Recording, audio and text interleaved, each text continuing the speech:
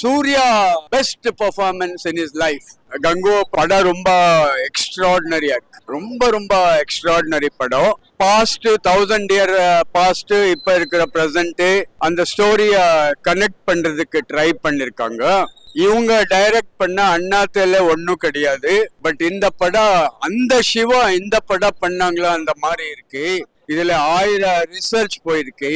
Extraordinary art direction, extraordinary weapons, extraordinary settings, art direction பயங்கரமா இருக்கு. Locations எல்லாம் remarkable.